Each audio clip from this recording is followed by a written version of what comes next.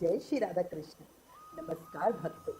अधिक मास जिसे पुरुषोत्तम मास भी कहा जाता है, भगवान विष्णु को समर्पित सबसे पवित्र महीनों में से एक माना जाता है। शास्त्रों में कहा गया है, इस महीने में किया गया स्नान, दान, जप, तप, सेवा और भगवान का स्मरण कई गुना अधिक फल देता है। लेकिन क्या आपने कभी सोचा है कि केवल एक बुजुर्ग की निस्वार्थ सेवा करने से किसी के घर में मोतियों और हीरो की वर्षा हो सकती है? क्या सच में भगवान पुरुषोत्तम अपने भक्तों की परीक्षा लेते हैं? और क्या केवल सेवा का भाव किसी इंसान की किस्मत बदल सकता है? आज मैं आपको अधिक मास स्नान की एक ऐसी अद्भुत कहानी सुनाने जा रही हूँ, जिसमें एक बहू की सच्ची सेवा ने उसे इतना बड़ा आशीर्वाद दिलाया कि पूरा गांव ही आश्चर्य में पड़ गया। वहीं दूसरी ओर लालच में की गई सेवा ने बड़े बहू को ऐसा सबक सिखाया जिसे वो जीवन भर भूल नहीं पाएगी। तो चलिए बड़ी श्रद्धा और प्रेम के साथ सुनते हैं अधिक मास स्नान की ये चमत्कारी कहानी। बहुत समय पहले की बात है। एक छोटे से गांव में एक बुजुर्ग बाबा रहते थे। उनके दो बेटे थे, दोनों की ही शादी हो चुकी थी। बड़ी बहू, छोटी बहू और बाबा आस पास ही 3 घर बनाकर उसमें रहते थे। बाबा बहुत धार्मिक स्वभाव के थे। उनका जीवन भगवान के भजन, पूजा और सत्संग में ही बीतता था। गांव के लोग भी उनका बहुत मान सम्मान करते थे। उनके घर का नियम था, एक दिन बड़ी बहू खाना देती थी बाबा को, एक दिन छोटी बहू खाना देती थी। धीरे धीरे समय कट रहा था। फिर आया पुरुषोत्तम मास आने का समय, यानी अधिक मास का शुभ महीना आने वाला था।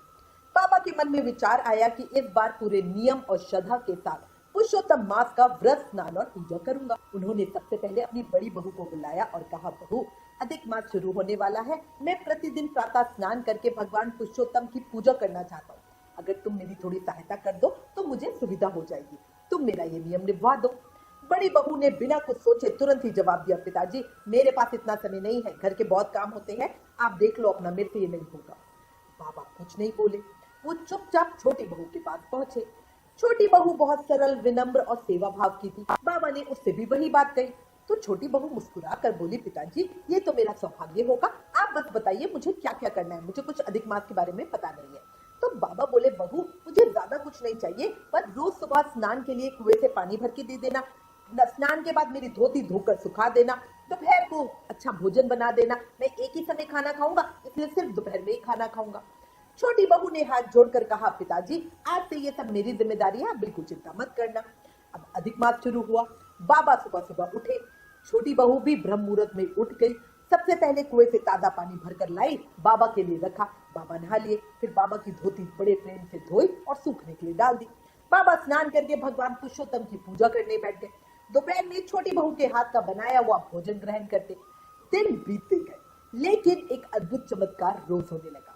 जब छोटी बहू धोती धोकर सूखने डालती तो उसमें से जो पानी की बूंदें जमीन पे गिरती, वो साधारण बूंदें नहीं रहती, वो शुद्ध मोती बन जाते थे, चमकते हुए सफेद मोती। छोटी बहू कभी इन चीजों का ध्यान नहीं करती थी। उन मोतियों पे उसका ध्यान ही नहीं गया। वो उन्हें कंकड़ समझकर एक तरफ झाड़ी से बुहार देती थी। उसके लिए सेवा ही सबसे बड़ा धन था। दूसरी तरफ भगवान पुरुषोत्तम उसकी निस्वार्थ सेवा देखकर बड़े प्रसन्न थे और बुजुर्ग बाबा की भक्ति से भी प्रसन्न थे। पूरा महीना इस तरह बीतता रहा। अब पुरुषोत्तम मास समाप्त होने पर पुरुषोत्तम मास की अमावस्या आई। उसमें कुछ ही दिन बची थी।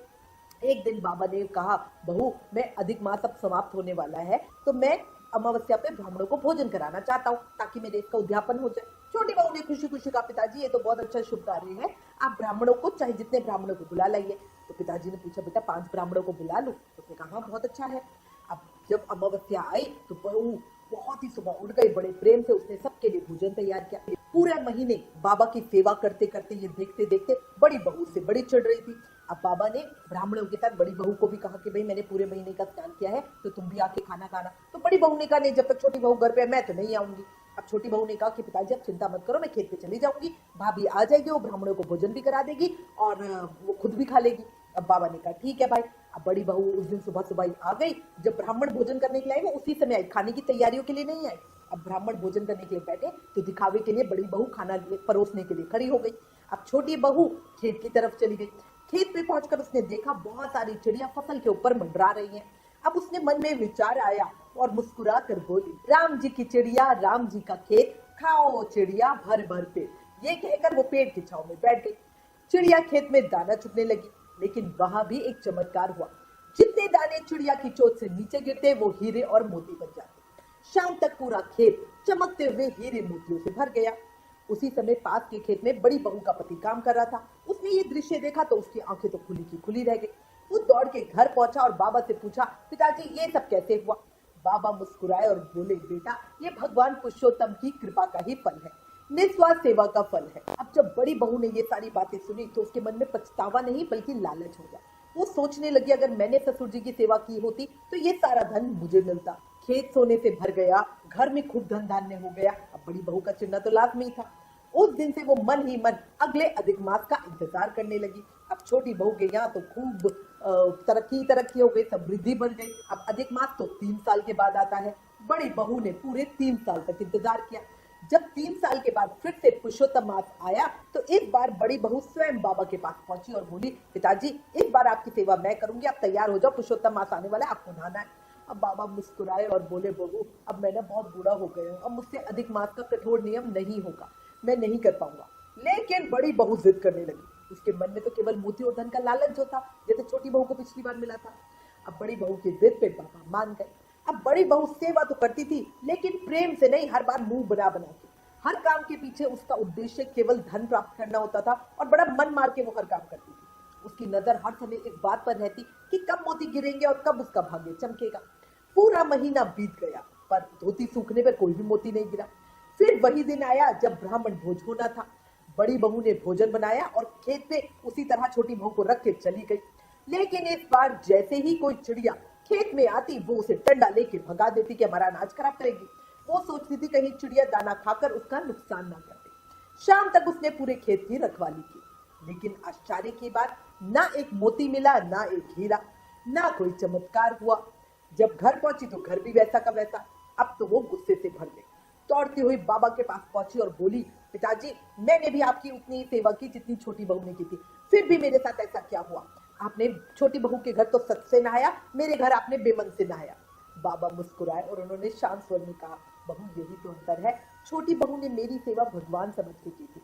उसके मन में कोई लालच नहीं था, उसने कभी फल की कोई इच्छा भी नहीं की थी। लेकिन तुमने सेवा नहीं की थी, सौदा किया था। तुम्हारी नजर सेवा पर नहीं धन पर थी।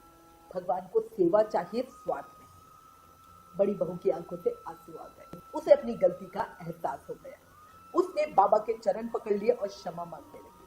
बाबा ने उसे आशीर्वाद दिया और कहा, जब सेवा में प्रेम होगा तब भगवान की कृपा अपने आप बरसेगी। और कहते हैं उस दिन के बाद बड़ी बहू भी बदल गई। उसने पूरी तरह लालच छोड़ दिया और भगवान के भजन तथा सेवा में मन लगाने लगी। धीरे धीरे उसके जीवन में भी सुख और शांति आने लगी। तो भक्तों, ये कहानी हमें सिखाती है कि भगवान को हमारे कर्मों का परिणाम नहीं बल्कि हमारे मन का भाव चाहिए। निस्वार्थ सेवा का फल हमेशा मिलता है, लेकिन स्वार्थ और लालच से किया गया कार्य कभी भी सच्चा आशीर्वाद नहीं दिला सकता। पुरुषोत्तम मास में किया गया छोटा सा सेवा कार्य भी भगवान को प्रसन्न कर सकता है यदि इसमें सच्ची श्रद्धा और प्रेम हो। प्रेम से बोलिए पुरुषोत्तम भगवान की जय। श्री राधा दामोदर भगवान की जय। पुरुषोत्तम मास की जय। भक्तों, इस कथा से हमें बहुत सुंदर शिक्षा मिलती है। भगवान पुरुषोत्तम को हमारे धन वैभव या दिखावे की आवश्यकता नहीं होती, उन्हें केवल हमारे मन का भाव दिखाई देता है। छोटी बहू ने अपने ससुर की सेवा किसी लाभ की इच्छा से नहीं की थी, उसके मन में केवल सम्मान, श्रद्धा और सेवा का भाव था। इसीलिए भगवान पुरुषोत्तम ने उसकी साधारण सेवा को भी असाधारण बना दिया। वहीं बड़ी बहू ने वही काम किया, लेकिन उसके मन में सेवा नहीं बल्कि धन पाने की इच्छा थी, इसलिए उसे कोई फल नहीं मिला। शास्त्रों में कहा गया है, जब सेवा निस्वार्थ होती है तभी भगवान स्वयं भक्त के जीवन में चमत्कार करते हैं। अधिक मास हमें यही सिखाता है कि इस महीने में किया गया छोटा सा पुण्य कार्य भी भगवान तक अवश्य पहुंचता है। यदि हम श्रद्धा से भगवान का स्मरण करें, माता पिता और बुजुर्गों की सेवा करें, दान करें, कथा सुने और अच्छे कर्म करें, तो भगवान पुरुषोत्तम की कृपा अवश्य ही मिलती है। कथा के अंत में भगवान श्री कृष्ण के श्री चरणों में आप सबके मंगल की कामना करती हूँ। जिस तरह छोटी बहू ने निस्वार्थ भाव से बूढ़े बाबा की सेवा की, उसी तरह का भाव हम सबके मन में आए। और जिस तरह बड़ी बहू के मन में लालच था, ऐसा लालच हम किसी के भी मन में ना आए।